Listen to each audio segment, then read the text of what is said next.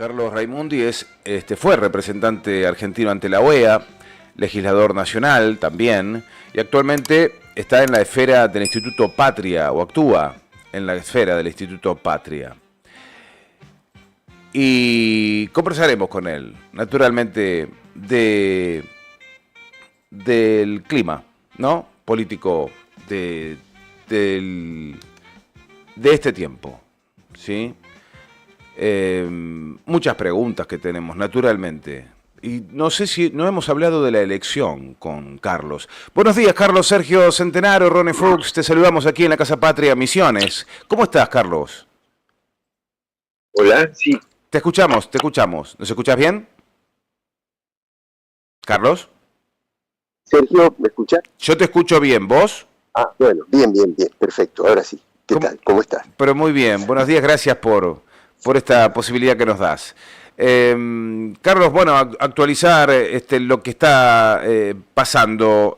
No hemos hablado luego de las elecciones del 26 de octubre. Hay un nuevo pronunciamiento del electorado. Hay un escrutinio definitivo en desarrollo. Entiendo que todavía en Buenos Aires, ¿o ya se conocen los resultados?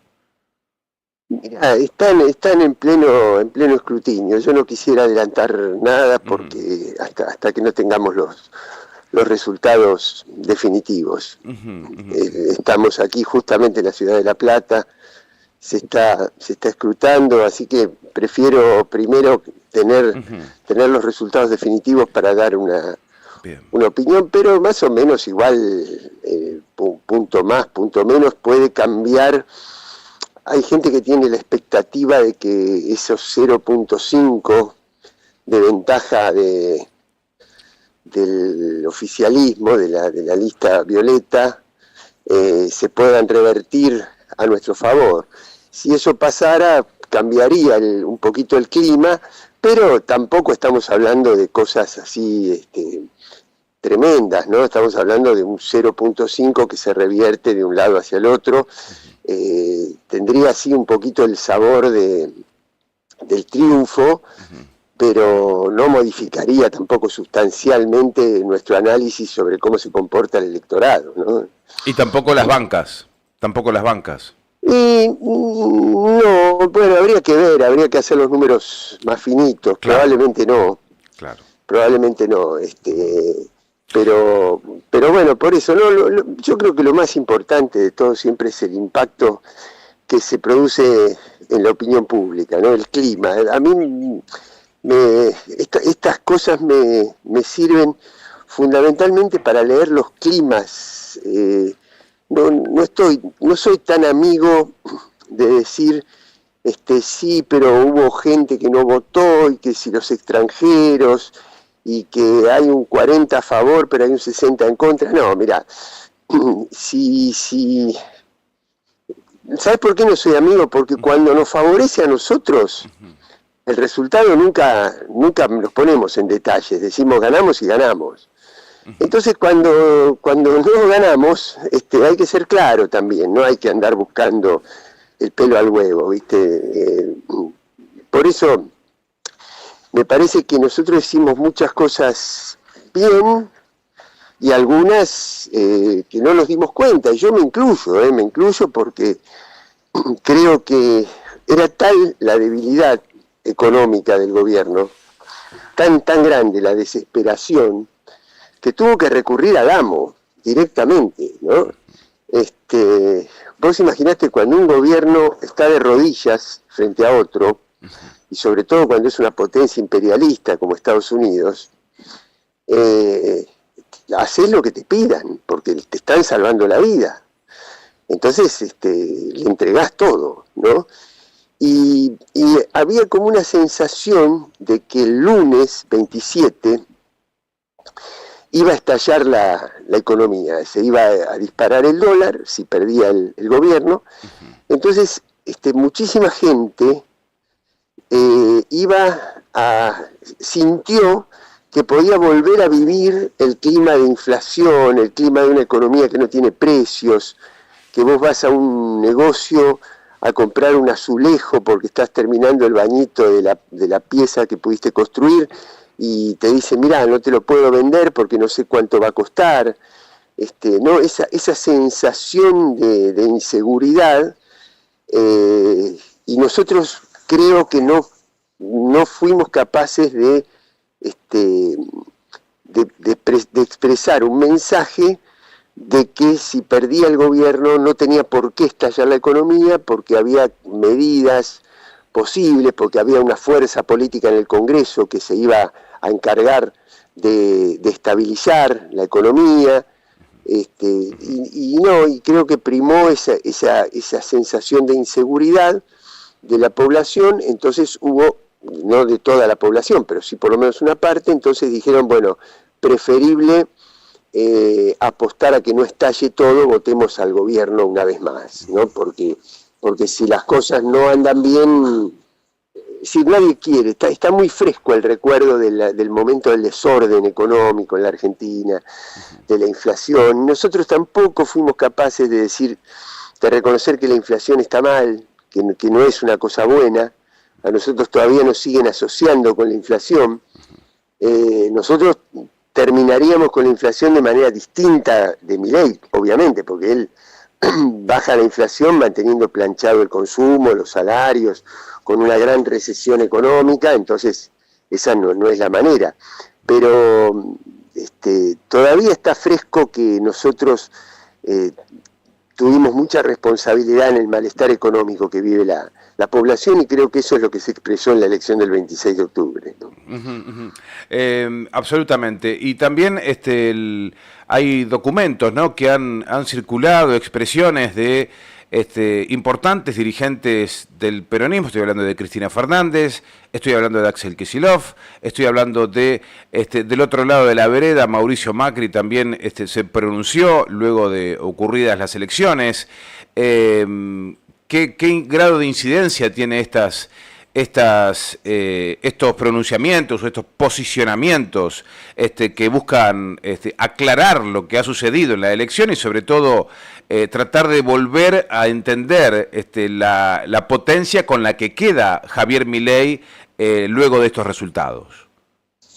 Y mira, vayamos por partes. Javier Milei queda con más potencia que antes, porque más allá de un legislador más, un legislador menos, ha crecido en el país, porque él no tenía fuerza legislativa y ahora la tiene. No tiene mayorías, pero vos imaginate que si él pudo cometer los estragos que cometió en el país sin tener legisladores, imagínate ahora que tiene un poquito más de legisladores. Segundo, le tiene que hacer caso a lo que le indicaron desde Estados Unidos, que es sentarse a dialogar con Macri y con los gobernadores de derecha, para que le den los legisladores que le faltan para las reformas. Quiere decir que yo creo que Milei se ha visto empoderado, ¿no? Imagínate que cuando vos tenés un gobierno que ni siquiera es propio, sino que es un gobierno del JP Morgan, y todos estos reacomodamientos del Ministerio del Interior, del jefe de gabinete, todas esas cosas son reacomodamientos al interior del poder, pero no modifican el proyecto de poder. El proyecto de poder sigue siendo esencialmente el mismo, pero están tratando de distribuirse cuotas al interior del gobierno. Ponen a Kirchner en un lado, y eso lo lleva a Milei a viajar a Estados Unidos a reunirse con Corina Machado y la ultraderecha. Le dan un poquito de tela a Diego Santilli, nombrándolo ministro del Interior y dándole funciones para dialogar con los gobernadores, pero en general eso no modifica la esencia del poder. Lo que sí es cierto, que tanto por las reformas como por toda la política en general, van a tratar lo dijo Sturzenegger ayer, la reforma laboral, uno de los objetivos que tiene es debilitar hasta la propia destrucción del movimiento sindical argentino, que es una de las potencias que tiene el campo popular en Argentina. Y el segundo espacio que van a tratar de dividir es el peronismo.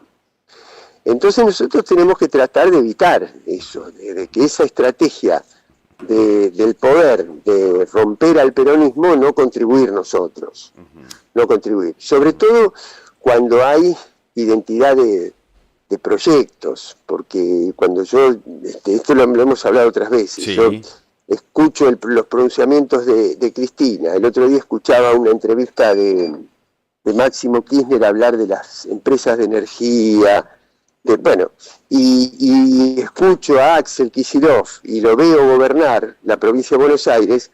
Hay identidad en los enunciados. No es que estamos discutiendo entre proyectos distintos, como pasó en su momento con Scioli, que expresaba un proyecto distinto, Alberto Fernández expresaba un proyecto distinto, pero en este caso no. Entonces tenemos que hacer todo lo posible para evitar que se cumpla ese objetivo que tiene el poder de romper el sindicalismo y de romper el peronismo, ¿no? Claro, también lo marcaba Cristina en su documento, ¿no? Que también está visorando como esa orden, ¿no? Que tienen de ir y quebrar el peronismo en el mismo documento donde hace referencia al desdoblamiento de la elección y que bueno, que ha generado tanto Sí. ruido, ¿no? Ha generado mucho ruido eso, pero son dos renglones.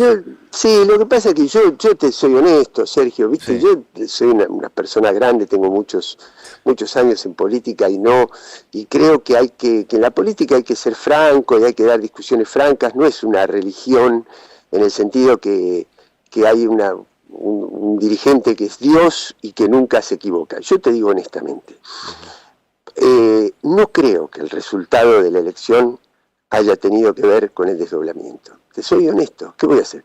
Yo no sé si la gente en Salta, en Misiones, en el triunfo de Cornejo en Mendoza, que el votante haya ido a votar, dice, no, ¿sabés qué pasa? Voy a votar a Cornejo en Mendoza porque Kicillof desdobló las elecciones en la provincia de Buenos Aires. Te soy honesto, no lo veo así, ¿no? Puede haber estado mejor o peor, yo hay distintas miradas de eso. Lo que digo es que poner el eje en que el resultado de la elección tiene que ver o tiene como causa principal el desdoblamiento, yo honestamente no lo comparto. Bien. ¿Cómo? A ver, Carlos. No sé si esto me costará que me siga llamando, que no me llames más. Pero... No. Sí, ayer nos portamos mal con Ronnie aquí en la radio porque pusimos al aire voces que de alguna manera sostienen que el desdoblamiento fue un error. Y hoy, con tu palabra, Carlos, y seguramente la de otros compañeros que vamos a estar hoy en el transcurso de la mañana, van a compartir o más inclinados a una mirada equidistante, como lo que estás marcando vos del señalamiento que hizo Cristina. Lo cual mira que yo no estoy diciendo que el desdoblamiento estuvo bien, ¿eh? Yo no estoy diciendo eso. Yo creo que fue una medida que favoreció fundamentalmente a los intendentes. ¿No? Eso sí, porque con una elección como la que tuvimos el 26 de octubre, en los consejos deliberantes, en los municipios, los intendentes hubieran tenido muchos problemas porque hubiera crecido mucho la oposición. Así que no te estoy diciendo el desdoblamiento estuvo bien. Hay distintas argumentaciones. Lo que estoy diciendo es que no lo veo al desdoblamiento como la causa principal del resultado. Bien. Eso, y después hay otra causa también grande de una parte del electorado, no todo, que es el antiperonismo, ¿no? Mirá, me banco que vacíen el sistema tecnológico, el CONICET, el Garrahan, que lo dejen sin programas de asistencia a las personas con discapacidad, con tal de no votar al peronismo. Claro. Eso también está en una parte de la población, ¿no? Así que hay distintas razones que todas ellas contribuyen a hacerse una idea general. Y después, bueno, por eso digo, yo creo que de acá en adelante, ahora de acá al 2027, hay que mostrar un proyecto de país muy claro, porque va a ser muy difícil que nosotros podamos convencer a alguien de que nos vote solo por estar en contra de Milei, sino que tenemos que decir, este es el horizonte, ¿no? Este es el proyecto Carlos, de país. ¿Y vos, Sí, vos crees que el peronismo depende más del propio peronismo o de tratar de esquivar los garrotazos que le tirarán desde afuera al peronismo? O sea, lo importante es que no implosione. Eso es, sobre todas las cosas, lo importante, que no se rompa el diálogo. sí, claro. Pero cuando yo veo lo que está pasando en el país, veo lo que va a ser la reforma tributaria, que es sacarle impuestos a los grandes capitales, que nosotros creemos que son los que tienen que tener más impuestos, más control, una reforma laboral que no significa darle derechos a los que no los tienen, sino sacárselos a los que los tienen, ¿no? Porque ellos te dicen, vamos a igualar al trabajador formal con el trabajador informal. Yo estoy de acuerdo con igualar, pero igualar significaría darle derechos al trabajador que no los tiene. Pero ellos para igualar van a igualar para abajo, se los van a quitar al que no tiene, al que ya los tiene los derechos, para ponerlo en el mismo plano que el que no tiene ningún derecho porque no está sujeto a ninguna regla. Bueno, suma eso la privatización de la energía nuclear, el oro, la minería, el litio, vaca muerta, ¿no? Es terrible. Frente a eso, yo, ¿qué tengo que priorizar? ¿Esa lucha por un proyecto de país diferente o si tengo alguna tirria con un compañero? Por favor. Claro. Si nosotros ponemos por delante la cuestión entre los compañeros, no estamos haciendo peronismo, porque el peronismo, justamente Perón, era el que establecía la jerarquía de los problemas, ¿no? Y el principal problema es el proyecto nacional, no el compañero. Claro, claro. Y a ver, ¿es posible que la palabra de Donald Trump pueda incidir tanto en una elección cuando muchas veces salimos a la calle, incluso como medio de comunicación, intentamos hacer un ida y vuelta con la gente que pasa caminando por la calle y nos damos cuenta el del tremendo desinterés que tienen de la política? ¿Cómo puede ser que una semana antes un presidente norteamericano haga expresiones, bueno, mira, si no gana, por ahí no le ayudamos? ¿Cómo puede incidir tanto si a la gente o no le interesa la política o están recontrapolitizados? ¿Cómo lo analizas? No, bueno, por eso, por lo que te decía en la primera respuesta, yo sinceramente no creo que la mayoría esté enamorada de Trump, ni de Thatcher, ni de Estados Unidos. Creo que más bien lo hizo en defensa propia, no por amor a Trump, sino por miedo a que estallara la economía.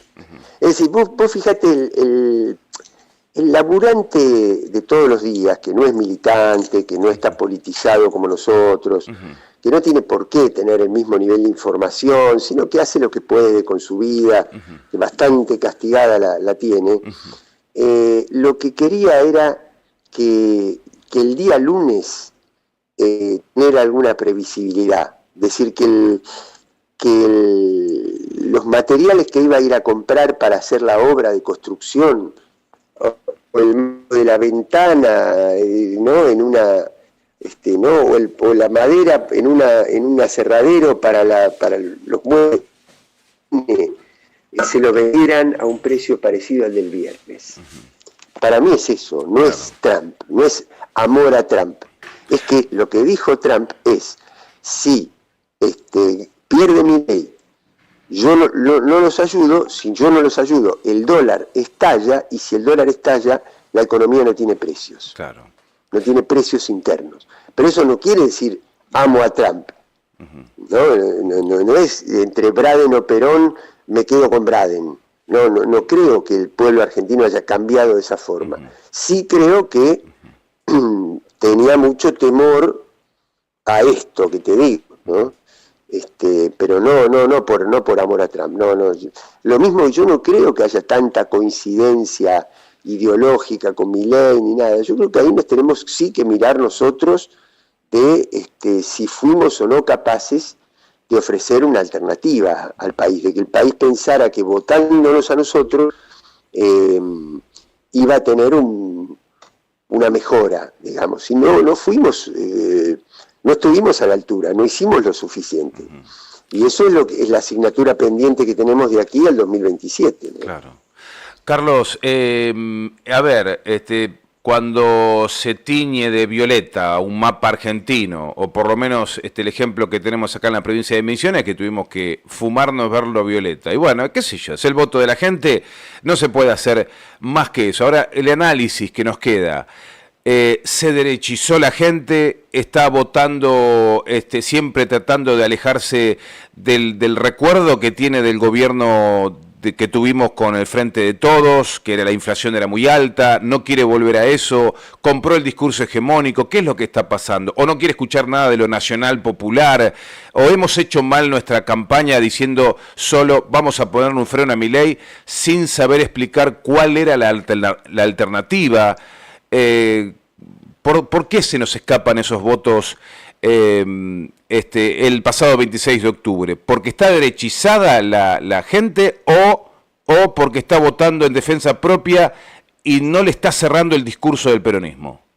Sí, yo creo más esto último, sí, no creo yo en una derechización así. No, que vos me digas, hay una parte, convengamos que sí, que hay una parte de derecha en la Argentina, hay una parte gorila, ¿no? Hay una parte oligarca, una parte, pero no es la mayoría. Sí. No es la mayoría. Hay una parte sí que, por ejemplo, ve con simpatía los palos a los jubilados, ¿no? Porque dicen estos viejos de tal cosa, los que cortan las calles y todas esas cosas. Una partecita sí, pero yo no creo que sea. Entonces culpan mucho más al gobierno anterior que al actual de lo que le pasa, ¿no? Están como diciendo, bueno, mirá, sí, ya sabemos que las cosas no están bien, pero Milei está haciendo lo que puede porque tiene que arreglar el desorden que dejó el gobierno anterior, ¿no? Entonces, para eso hay que salir de esa encrucijada con un mensaje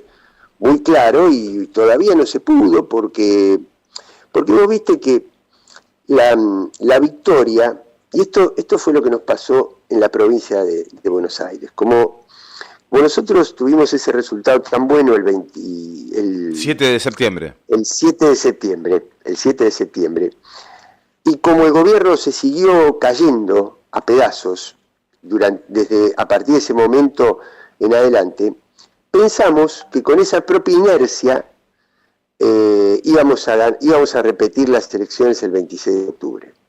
¿Por qué? Porque la victoria, como te disimula los errores, las falencias, la victoria no te deja ver bien tus errores. El equipo de fútbol cuando gana, a veces gana, pero juega mal, y vos sabés que tenés cosas para corregir, pero como ganaste, ¿no? Entonces decís, bueno, no, lo dejás pasar, ¿no? Es una especie de, como se dice, el vertinar, dejar para más adelante. No te preocupes porque igual ganamos con esto, ¿no? Y entonces nos quedamos en ese de que el gobierno hacía campaña por sí mismo, como diciendo esa frase de Napoleón, si tu enemigo se equivoca,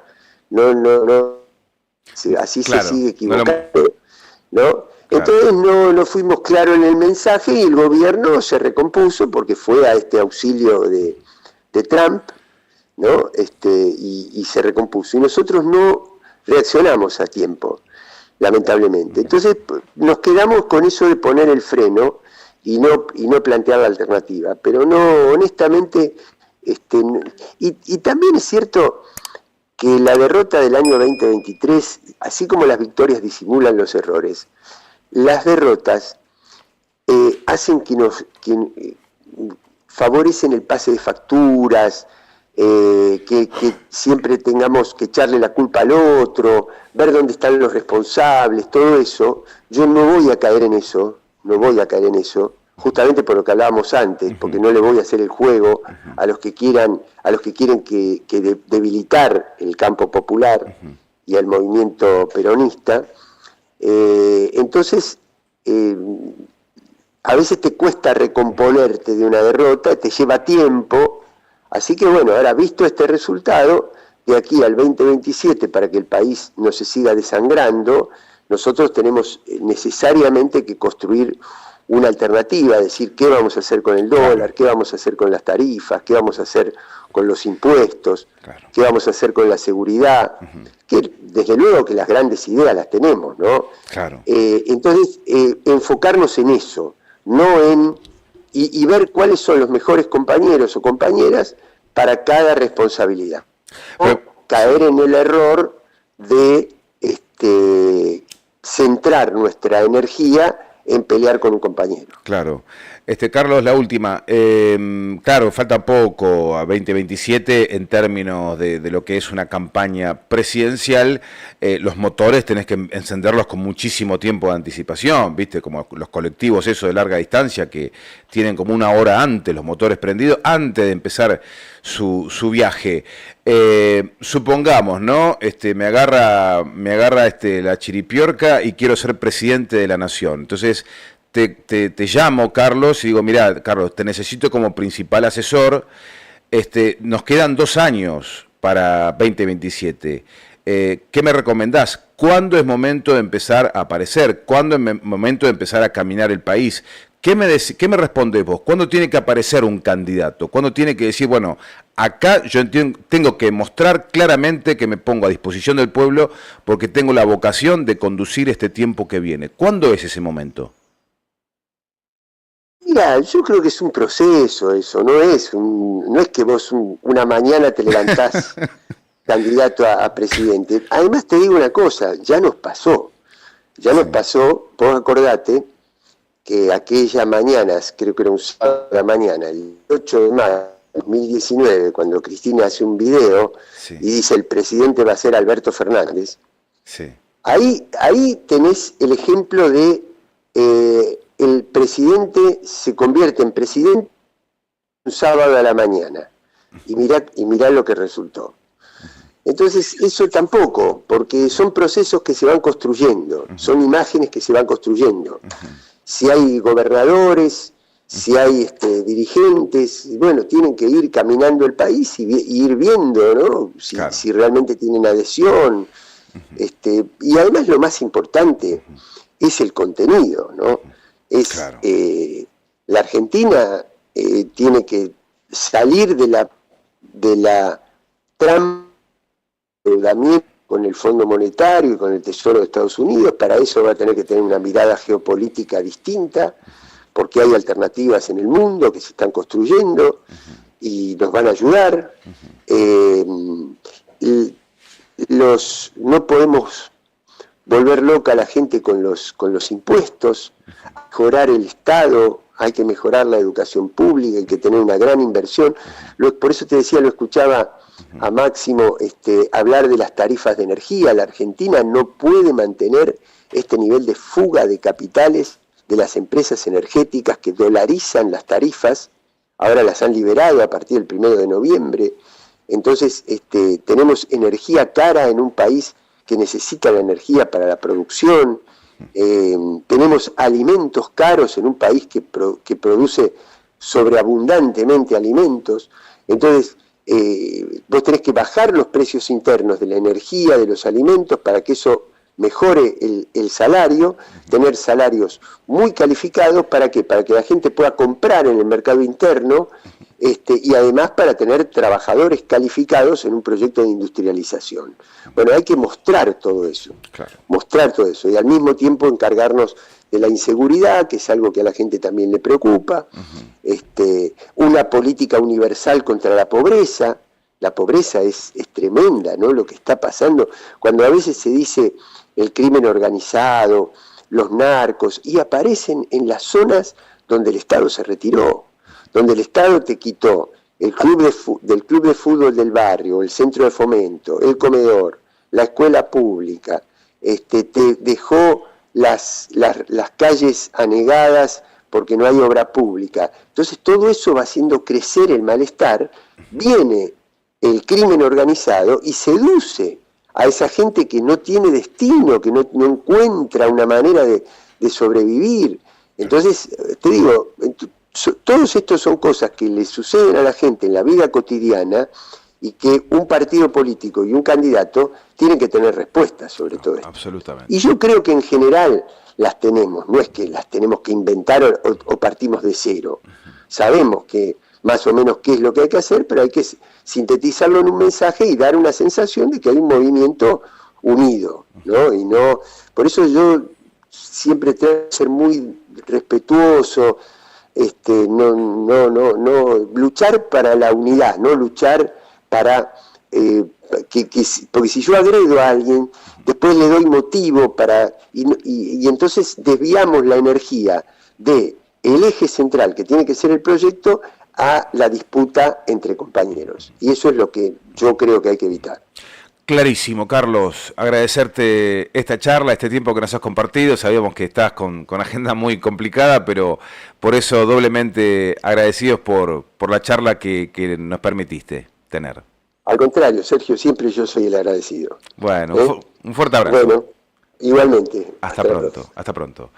Carlos Raimundi conversando con nosotros, un lujo, con un análisis, una panorámica de lo que está pasando, bregando por la unidad del peronismo, está advirtiendo, así como todos estamos observando, hay tensiones, en algún punto entiendo que es dentro de todo normal, natural, tras una derrota, este tipo de reacomodamientos.